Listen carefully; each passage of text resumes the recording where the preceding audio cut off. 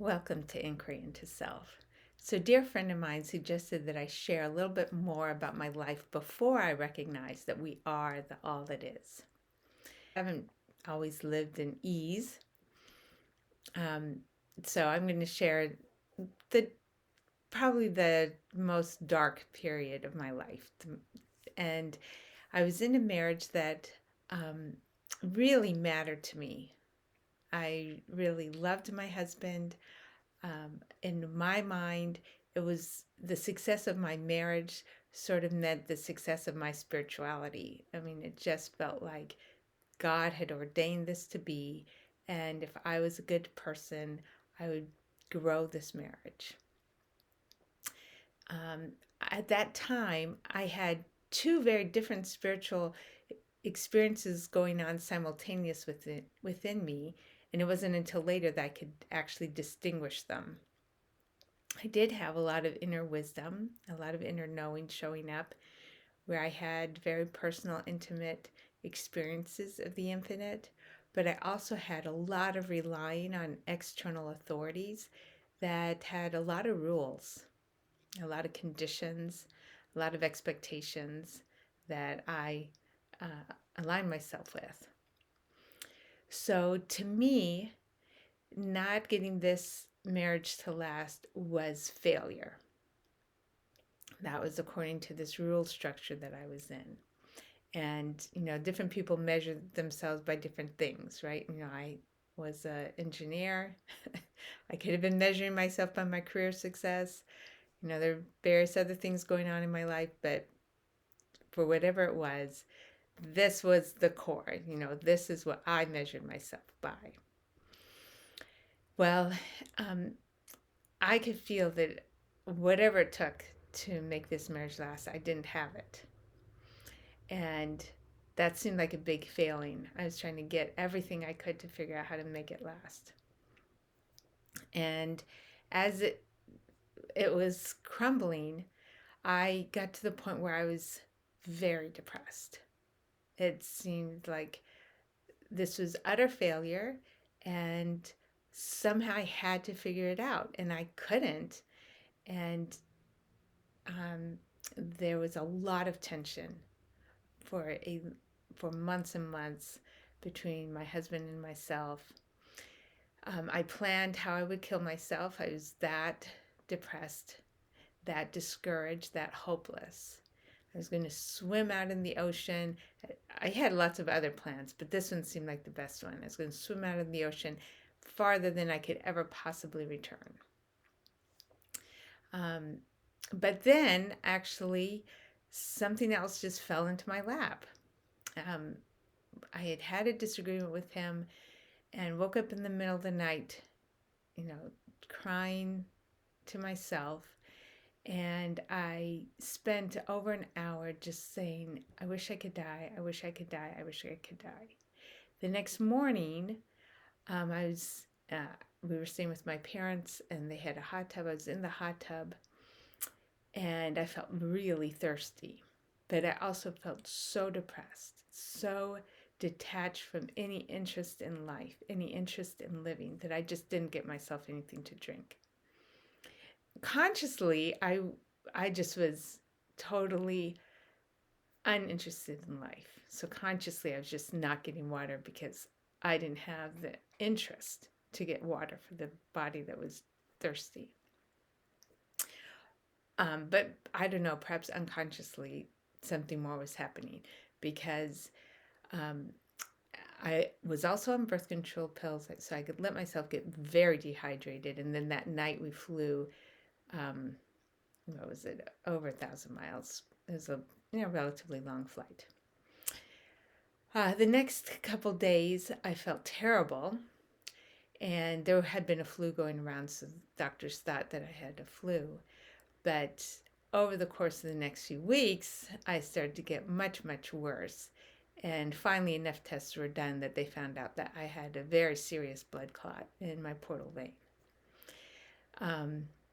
At that point, I was given only 50% chance of survival, and then many other complications ended up happening. So I don't know at the lowest point what my chance of survival was. But there was this moment where I saw that the doctors had given up, and I was in intensive care, and I realized, oh wow, yeah, this is the end.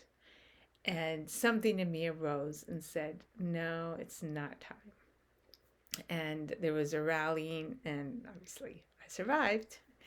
I ended up receiving so much blood transfusion that they couldn't even do blood tests on me to determine if I had some kind of genetic thing that caused all these problems. They had to wait 3 months until I had enough of my own blood again.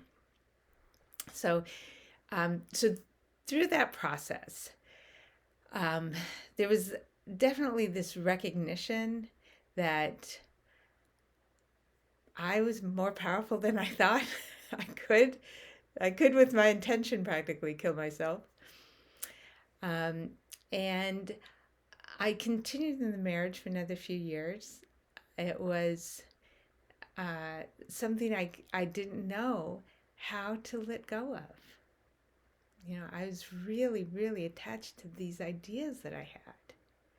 I was really, really attached to figuring it out, to being strong, being loving, being successful, and the values that I prioritized at that time.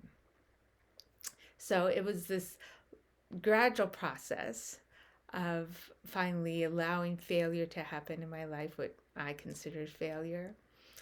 And what was amazing is I realized that the ideas that I had hadn't worked. In fact, there was a moment, actually even before the whole blood clot scenario, there was this moment when I had to let go. I had said, I can't do it. I'm going to be failing and forgiven. And love flowed through me.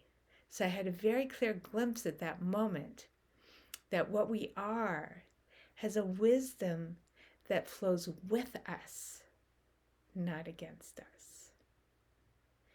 And I realized that this forcing was not going to get me as far as the accepting. So when it finally came time that we did divorce, there was a little bit more of a recognition that, okay, there is this wisdom and this love that will carry me through when I don't know what I'm doing. So given all of that, the part of my spirituality that did feel this inner wisdom grew stronger and stronger, and the part that was trying to align with outside authority grew weaker and weaker. And there would be moments when, I'd see a limitation in the authority, the spiritual authorities around me. And I would just see the other possibility of something so much bigger. So much bigger. And always felt like there's no way that I can have a concept that expands big enough for God. So if I found out a bigger way to think of God, God must be yet bigger. So there was this thing that I could recognize when I was expanding, this concept of what was possible, the concept of how good life could be, the concept of the amount of love available for us. When that would get bigger, I knew I was headed in the right direction. So I moved to a different spiritual organization, then to a different spiritual organization, and I was finding ways that allowed for this kind of expansion. Then I met somebody who told me enlightenment is real. And enlightenment, I didn't really know what that was. It sounded like something from the Eastern religions or something. But I understood that, yes, there's this intimate, present moment knowing that's possible. And I think I've shared in other places, that after that, I started down the the path of inquiry and meditation, and had several openings. And the most prominent one was the one where I was at an Ajashanti retreat, and the thoughts that create a separate self just completely fell away for a few weeks. When they arose, what came was just a curiosity, because obviously they belonged with everything else. This isn't to say that depression has never happened. Well, I could say depression has never happened, but since then. But that doesn't mean that sadness and discouragement haven't happened. The the human habits have rested more thinly on the surface, more like a costume, where this deeper knowing that all is right and we just ride through this human experience, that has remained.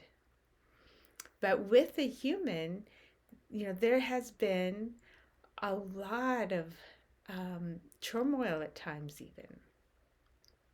I can remember, most of my growing seems to happen in the context of relationship. And there was one person who, when he broke up with me, there was peace. I knew that whatever was next was going to be even better. But when I watched him date people who were 20 years younger than me and see him have constant frustration in trying to actually meet with them in any kind of a consistent way, past, just a week of experience together.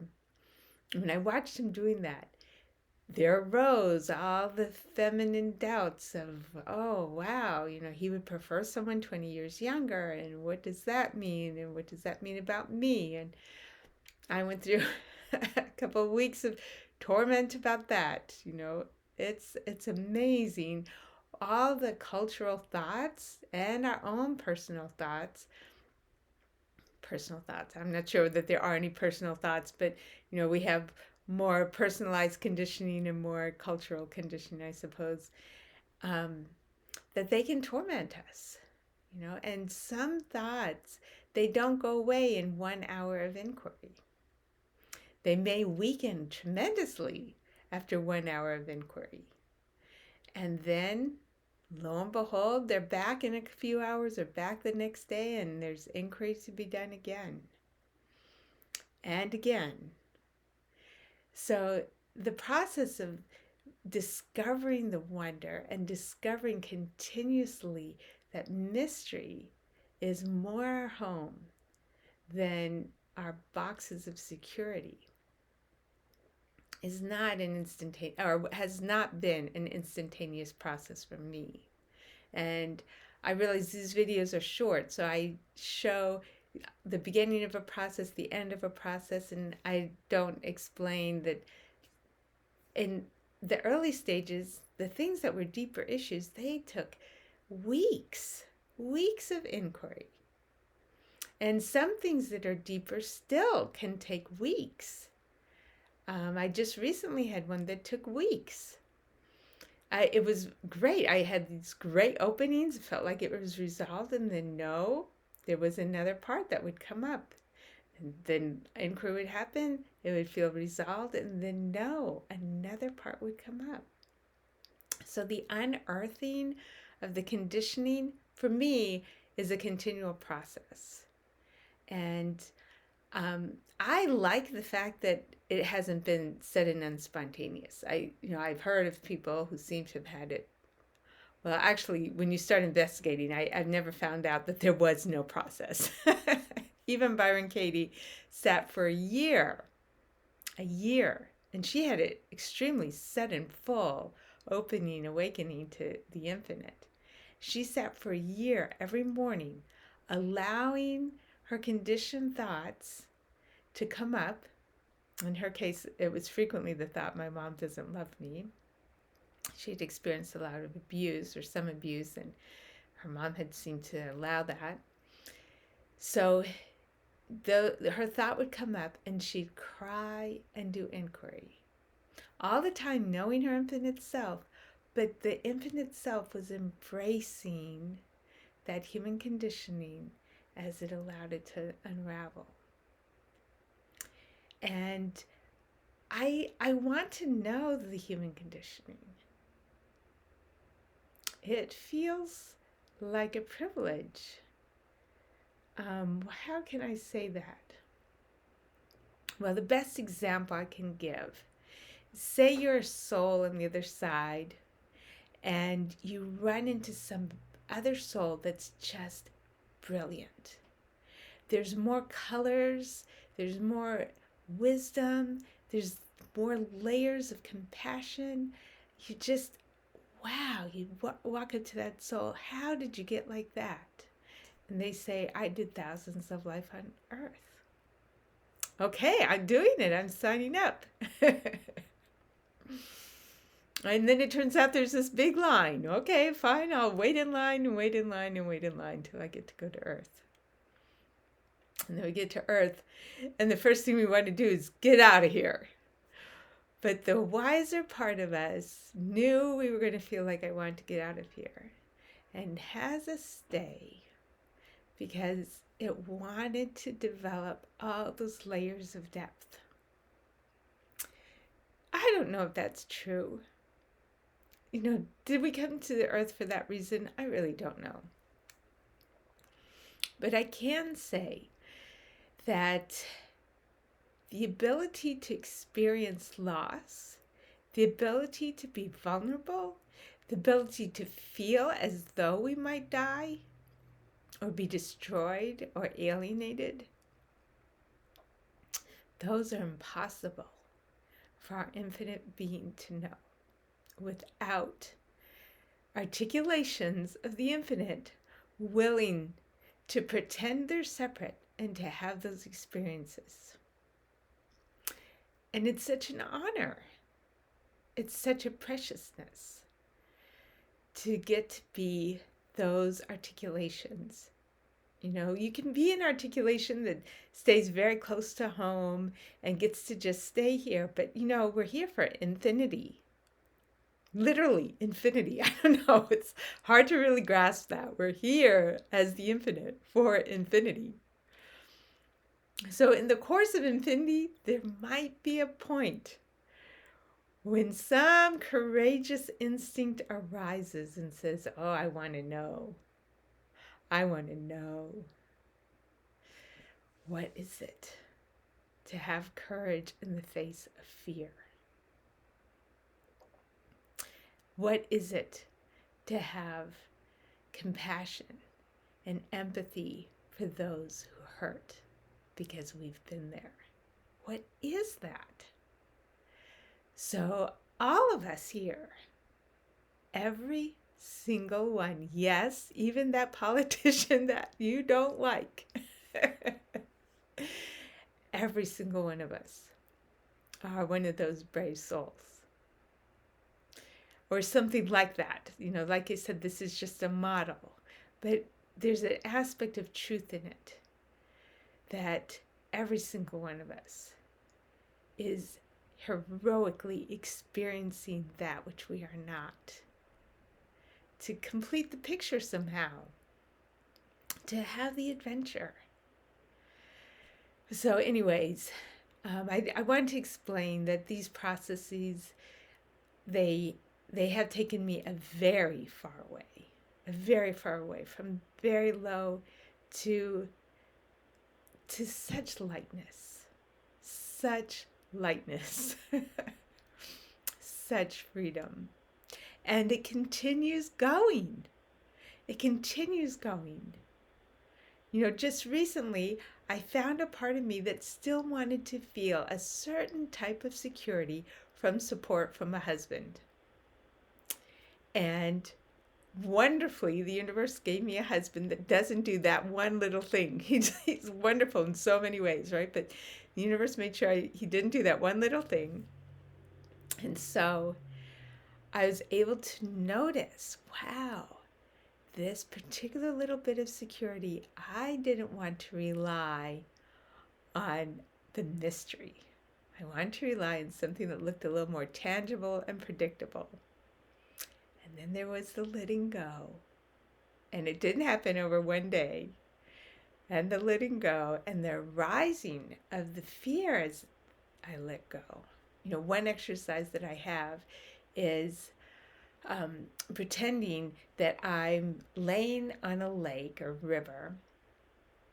And I let go to the point that I can let my molecules, my cells and even my molecules disperse across the surface of the lake or the surface of the river. just let myself totally disperse. I'm not holding together any aspect of existence here. That it just all is a release. And as I do that, I can feel any part of me that's not ready yet and just be with it until it feels ready as well. So, and then the next day, some more fear may come up, and then there's the practice of enjoying that sensation of releasing into the mystery, which at this point, I really like being less. The less I am, the more I recognize. So being less, being less, being less, life is wonderful, and giving opportunities to be less. And for those people who tend to shrink, life is great at giving opportunities to follow that flow forward, follow that flow into doing, follow that flow into unattached participation. There's either way, I'm not trying to find or identify a particular path. I'm just saying how that feeling can be. And yes, there are openings that are very sudden, very stupendous, and then there's this unraveling. So, in case that's of any help, I thought I'd share it. Enjoy.